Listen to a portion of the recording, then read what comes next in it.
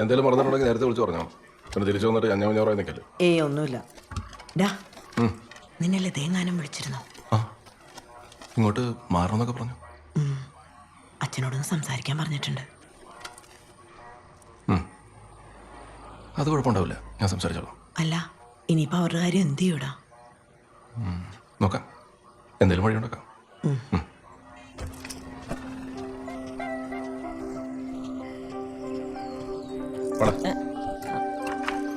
അതെ ഞാൻ വന്നാ കയറാൻ നിൽക്കില്ല.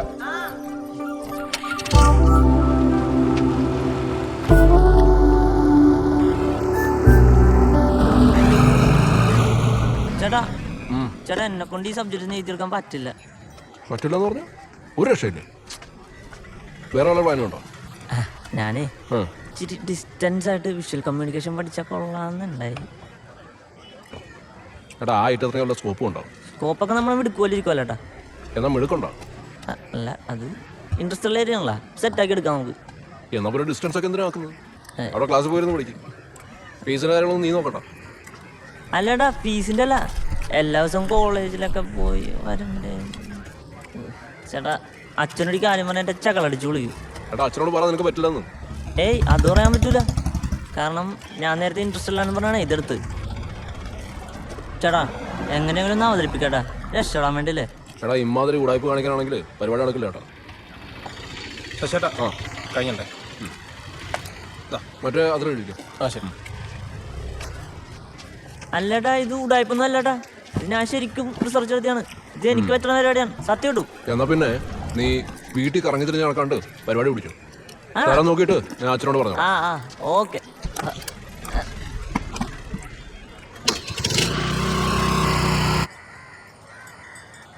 ഞാൻ ലേറ്റ് ആയിട്ട് വരുന്നവനാണെന്ന് പരാതി പറഞ്ഞ സുഭാഷ് അവിടെ സമയം എത്രയെന്ന് നോക്കി നോക്ക്.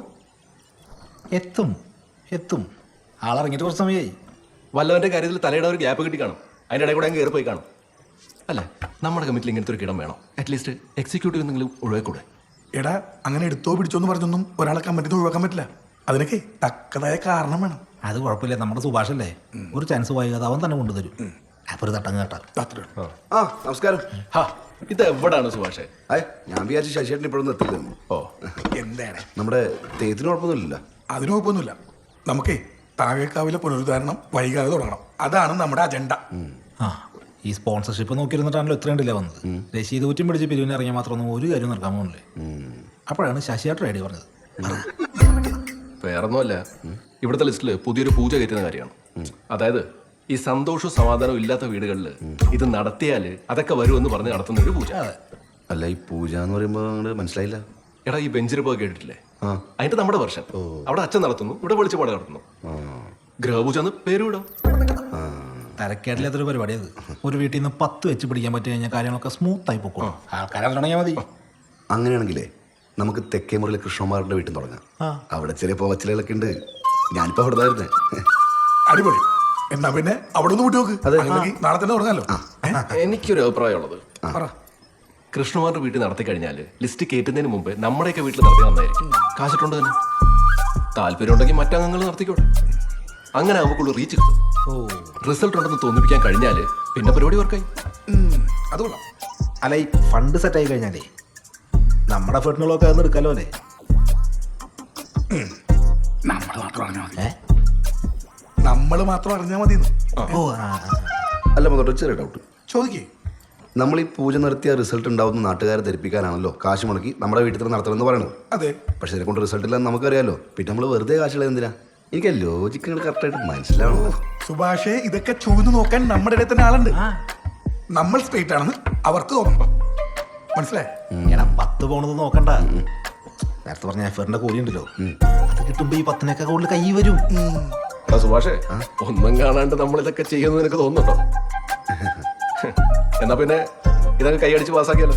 അത്രേ ഉള്ളൂ.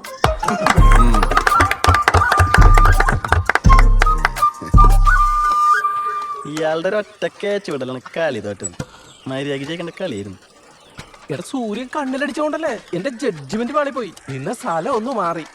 അല്ലെങ്കിൽ കൊളസ്ട്രോൾ ഇറക്കാൻ വരുന്നൊക്കെ ടീമിന് വേണ്ടിട്ട് നല്ല വല്ല പിള്ളേരിട്ടല്ല ടീം സെറ്റ് ആവുള്ളൂ. ഇയാള് ബാറ്റ് ചെയ്യുമ്പോ നീ കീപ്പ് നിന്നാ ഫാൻ 5 ലിറ്റർ പോലെയാണ് കാറ്റടിക്കുക. പറ്റില്ലെങ്കിൽ നിർത്തിട്ട് പോവാൻ നോക്കണം കേളവൻ. ഗിരീശന്റെ കാര്യം എനിക്കറിയാൻ പാടില്ല. ഞാൻ എന്തായാലും വൈകാതെ തന്നെ കളിയിൽ നിന്ന് വിരമിക്കോട്ടെ. നീ എവിടെ പോണു? ആ ശശിയേട്ടൻ പറഞ്ഞ് ഏത് കോഴ്സാണേലും റെഗുലറായിട്ട് അറ്റൻഡ് ചെയ്താൽ മതി. അങ്ങനെയാണെങ്കിൽ ഞാൻ വീട്ടിൽ നിന്ന് തന്നെ മൊത്തത്തിൽ അങ്ങോട്ട് മാറിയെന്നാലാന്നൊരു ആലോചന ഉണ്ട്.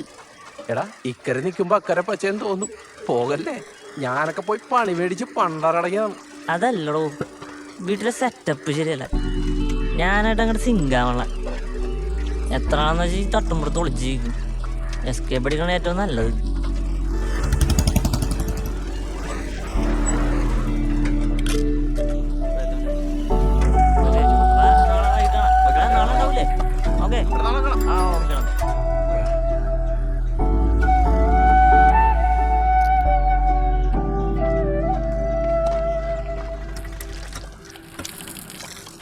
വീട്ടിനകത്തിരുന്ന് കളിക്കുന്ന കളിയൊന്നും പോരടാ നിനക്ക്. വീട്ടിൽ തന്നെ ഒത്തിരുന്ന ഡിപ്രഷൻ അടിക്കും വെച്ചാ. ഓ, എന്തോർത്തിട്ടാ ഇയാൾക്ക് ഡിപ്രഷൻ? ഡാ, ആ നിന്നെ ആരാ ഇപ്പൊ കൊണ്ടുവിട്ടിട്ട് പോയെ? ജിതിൻ. ആരാ? ജിതിൻ നമ്മളാ. ഏതാ ആ സുനിയുടെ മോനോ? അതെ, അച്ഛൻ അറിയാൻ പാടില്ല അവനാ. എത്രാമത്തെ പ്രാവശ്യമാണ് എപ്പോ നോക്കിയാലും ഇത് തന്നെ പറഞ്ഞോണ്ടിരിക്കും. കൊണ കൊണ കൊണ. അമ്മേ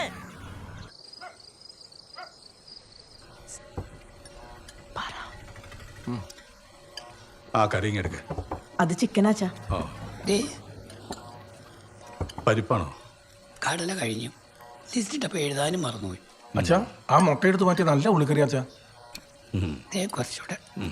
അച്ഛാ, ഇന്ന് ലത വിളിച്ചിരുന്നേ. ആ, എന്താ അവളുടെ വിശേഷം? അത് ഗോപൻ തിയേറ്ററിൽ നിന്ന് ഇറങ്ങി. വേറെ എന്തെങ്കിലും തരപ്പെട്ടോ? ഇല്ല, വേറൊന്നും ആയിട്ടില്ല. പക്ഷേ അവിടെ ഇങ്ങനെ നിന്ന് പോയോണ്ട് പ്രത്യേകിച്ച് കാര്യമൊന്നുമില്ല. എന്താ അവരുടെ അവസ്ഥ? എന്തെങ്കിലും സഹായം ചെയ്യാറുണ്ടോ നീ? ഇതുവരെയുള്ളതൊക്കെ അവൻ തന്നെ മാനേജ് ചെയ്തിരുന്നു. ഇപ്പോഴാണ് ഇങ്ങനെ ഒരു ആവശ്യം പറഞ്ഞത്. അവനൊരു ജോലിയാവുന്നവരെ ഇവിടെ വന്ന് നിൽക്കട്ടെ എന്ന് അവൾ ചോദിച്ചായിരുന്നു. അവർക്ക് എന്തെങ്കിലും ചെയ്തു കൊടുക്കാൻ പറ്റുമോ നമുക്ക്? ഗോപൻ്റെ ഒരു ഇത് വെച്ച് ബിസിനസ് അങ്ങനെ മറുപടിയാവില്ല. എന്തെങ്കിലും ചെറുകിട ജോലി നോക്കിയിട്ടും കാര്യമില്ല. അതെ. അശോകന്റെ കമ്പനിയിൽ എന്തെങ്കിലും നോക്കാൻ പറ്റുമോ? കമ്പനിയിൽ ഇപ്പോൾ വേക്കൻസി ഒന്നുമില്ല. മാത്രമല്ല അവർ എക്സ്പീരിയൻസും കാര്യങ്ങളൊക്കെ നോക്കി തുടങ്ങി. അതുമല്ല വെച്ചാൽ റെക്കമെൻഡേഷനൊക്കെ വലിയ പാടാ. റെക്കമെൻഡേഷനിലല്ലേ അശോകൻ ജോലിക്ക് കയറിയത്? അതെ, അതിൽ പിന്നെ എവിടെയെങ്കിലും ആരുടെ അടുത്ത് കണ്ടില്ല. എന്താണാവും. അച്ഛാ, അപ്പോൾ അവരിങ്ങോട്ട് വന്നോട്ടല്ലേ? ബാക്കി കാര്യങ്ങളൊക്കെ അവർ വന്നിട്ട് നമുക്ക് നോക്കാം. അവരുടെ ട്രീറ്റ്മെൻറ്റ് തുടങ്ങുന്ന കാര്യമെല്ലാം പറഞ്ഞോ? അത് അങ്ങനെ ഒരു പ്ലാൻ ഉണ്ടായിരുന്നു. ഇനിയിപ്പോൾ അത് നടക്കും തോന്നുന്നില്ല ഈ സാഹചര്യത്തിൽ.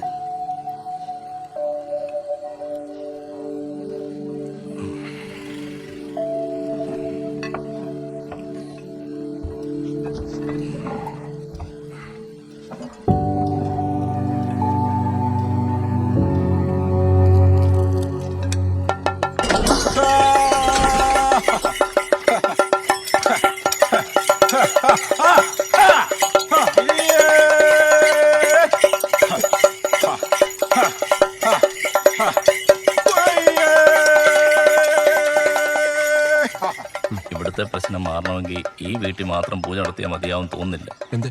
ഞാൻ ചോദിക്കാൻ വന്നേ, ഞാൻ പറയാം.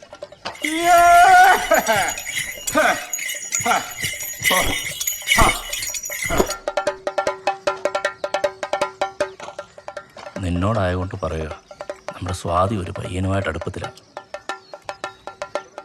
അതാണേൽ അത്യാവശ്യം സ്ട്രോങ്ങും. ആരായിട്ടാ? നമുക്ക് പരിചയമുള്ള ആരെങ്കിലാണോ? നമ്മുടെ താഴേക്കാവി ശാന്തിക്ക് വരുന്ന സൂരജില്ലേ? സൂരജോ? ആ ചേട്ടാ, അവനെനിക്ക് നല്ലപോലെ അറിയാവുന്ന പയ്യനാ. ഒരു പാമ്പ് പിടിച്ചവനാ. കാര്യങ്ങളൊക്കെ നല്ല വൃത്തിക്ക് ഏറ്റെടുത്തി. ആ പ്രായത്തിലുള്ള പിള്ളേർക്ക് ഇല്ലാത്തൊരു ഉത്തരവാദിത്വമൊക്കെ അവനുണ്ട്. മിടുക്കണ. പക്ഷേ ബന്ധം നോക്കുമ്പോ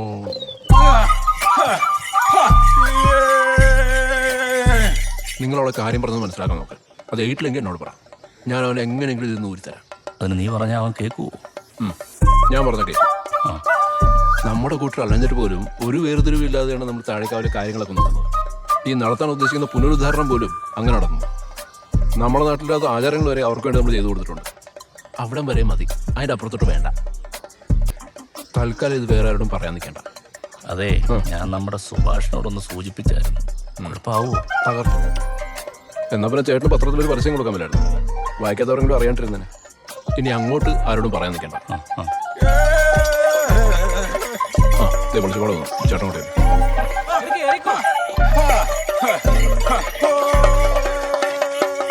ഹലോ, എന്തു പറ്റി?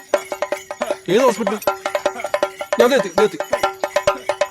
വന്നോട്ടെ, ഞാൻ പോയിട്ട് വരാം. എവിടെ പോകും? ഞാൻ വിളിക്കാം. ആ.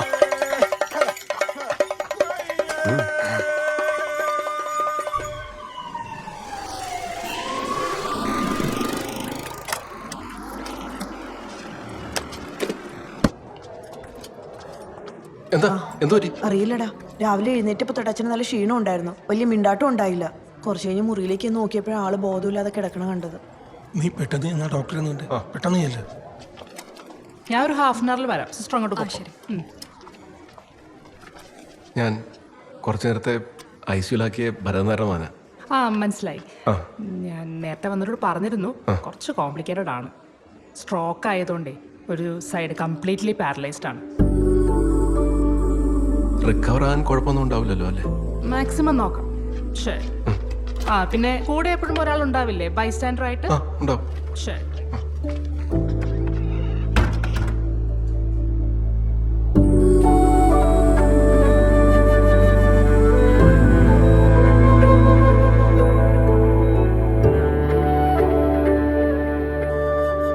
ഒരു സൈഡ് പാരലൈസ് ആയെന്നൊക്കെ പറയണേ. ഒരാൾ എന്തായാലും ഇവിടെ നിൽക്കണമെന്നും പറഞ്ഞിട്ടുണ്ട്. അത് ഞാൻ നിന്നോളാം. നിങ്ങളല്ലോ എന്താവശ്യമുണ്ടെങ്കിലും പറഞ്ഞാൽ മതി. എടാ, പിന്നെ ഞാൻ ലതയെ വിളിച്ച് ഇവിടുത്തെ കാര്യങ്ങളൊക്കെ പറഞ്ഞിട്ടുണ്ടായിരുന്നു. വൈകാതെ പോന്നോളാനും പറഞ്ഞു. എന്തായാലും അവൾ ഇങ്ങോട്ട് വരാനിരുന്നാണല്ലോ.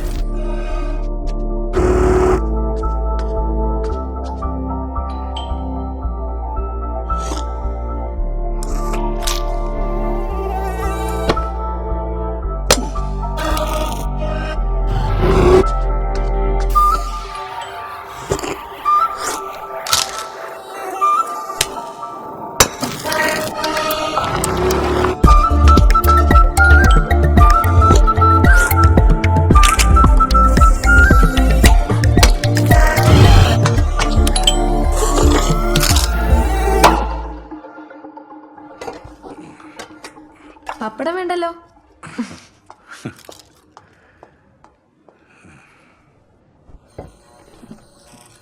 ആൾക്ക് അവിടുത്തെ ഒന്നും പിടിക്കില്ല.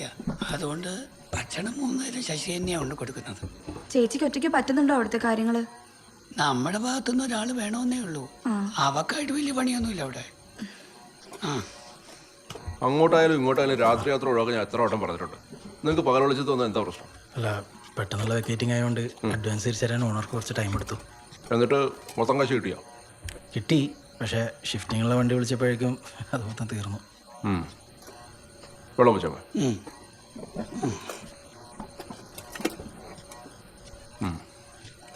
ഇത്രയും കാലം മുടങ്ങി നിന്റെ ശമ്പളം കിട്ടിയോ? നോക്കാന്നൊക്കെ പറയുന്നുണ്ട്. അതിന് നോക്കണ്ട, കിട്ടില്ല. അവിടുത്തെ കാര്യങ്ങളൊക്കെ എനിക്കറിയണതല്ലേ. ഒരു നല്ല പടം പോലും കിട്ടാല്ലേ ശശിയേട്ടാ? വേറെ തിയേറ്ററിൽ നോക്കിയായിരുന്നു? നോക്കി, പക്ഷെ ഒന്നാട് ശരിയാവണില്ല. പിന്നെ തൈക്കാട് സ്കൂളിലൊരു പ്യൂൺ വേക്കൻസി വരുന്നുണ്ട് 3 മാസം കഴിഞ്ഞിട്ട്. അപ്പോൾ അത് NSS വഴി ഒന്ന് പുഷ് ചെയ്താൽ ശരിയാവുമെന്ന് വിചാരിക്കണു. നല്ലതായിരിക്കും അല്ലേ? ഓ, സ്ഥിരമല്ലേ? സ്ഥിര. ഞാനൊന്ന് NSS വഴി പുഷ് ചെയ്യാം. അപ്പം ഇരിക്കും. ഞാൻ ഒന്ന് വിളിച്ചിട്ട് വരാം. എന്നിട്ട് കഴിക്കാം.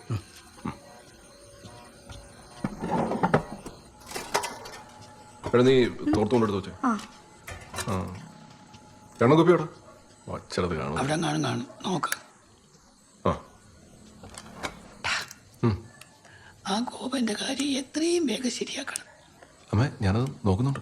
അല്ല, അച്ഛന് സുഖമില്ലാത്തതുകൊണ്ടാണ് കുടുംബത്തിലെല്ലാവരും കൂടിയിരിക്കണേന്ന് തൽക്കാലം നമുക്ക് കുറച്ച് ദിവസം പറഞ്ഞു നിൽക്കാം. അത് കഴിഞ്ഞാൽ അദ്ദേഹത്തിന് ഭേദമായി വീട്ടിലെത്തില്ലേ? അപ്പൊ പിന്നെയും ഗോപനെ ഇവിടെ കണ്ട ജോലി പോയി ഭാര്യ വീട്ടിൽ താമസമാണെന്ന് നാട്ടുകാരെല്ലാം മണത്തറിയും. പിള്ളേരായില്ലേ എന്നുള്ള ചോദ്യത്തിന് പുറമെ ജോലിയായില്ലേ എന്നുള്ള ചോദ്യവും കൂടെ വരും. നാണക്കേട് നമുക്കും കൂടാ. ഇതൊക്കെ ആലോചിച്ചുള്ള വേവലാതി അദ്ദേഹത്തിനും ഉണ്ടായിരുന്നു. അച്ഛൻ അങ്ങനെ വല്ലതും പറഞ്ഞായിരുന്നോ മേഡം? അച്ഛനും പ്രതി അങ്ങനെയൊക്കെ പറയണോ? 19 കൊല്ലമായിട്ട് അദ്ദേഹത്തിനോട് താമസിക്കല്ലേ. ആ മനസ്സ് നന്നായി വായിക്കാൻ അറിയാം.